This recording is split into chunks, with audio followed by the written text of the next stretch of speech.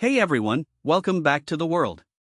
The headline we're tackling today is, the US will help Saudi Arabia develop a civilian nuclear program. It's a headline that's going to shake up the Middle East in a way we didn't expect XXXXX. The Trump administration just announced it will help Saudi Arabia build a civilian nuclear power system, and that's big news. It's still outages, not working as we want. The US is even willing to drop some key safeguards that previously protected nuclear agreements, and that is nothing short of huge. My first thought was instinctively, this isn't going to make it any easier to get Iran to agree to strict rules on enrichment. That's a first hurdle, that's a second hurdle. My second thought, Israel isn't thrilled about all of this.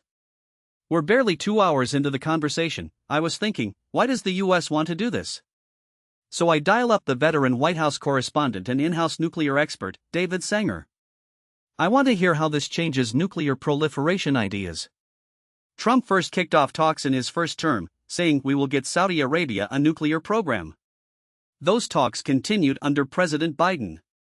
The idea was that Saudi Arabia would build reactors, all within a broader discussion that involved the possibility of diplomatic recognition between the Saudis and Israel. Trump, in February, divorced the nuclear agreement from the broader question of recognizing Israel. Saudi Arabia's door to that deal is still closed. So why is the US making this concession? First, it's a massive business deal. The Saudi agreement requires that any equipment or technology used comes from the US. So our nuclear firms get a huge contract, ATAG's 5 to 7 year build-out. And it also strengthens our close alliance with Saudi Arabia. In fact, it's a very similar deal the US signed with the UAE back in 2009. That UAE deal had two key provisions that are absent from the Saudi agreement. The first gave the International Atomic Energy Agency broad rights to conduct inspections on short notice anywhere in the country.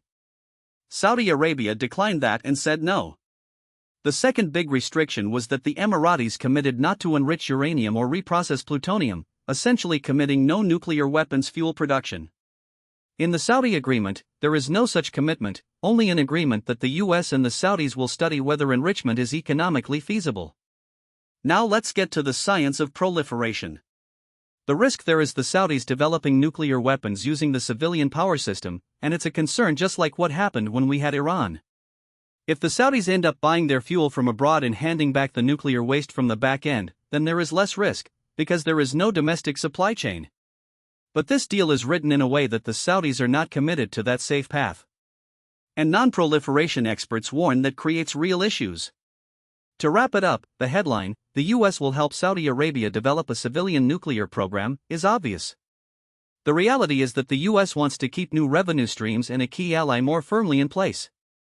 But the missing safeguards could signal higher risks around proliferation. That's the describing context. That's the question we'll continue to follow. Thanks for listening, this has been The World. Stay tuned for more updates on the politics that shape our world.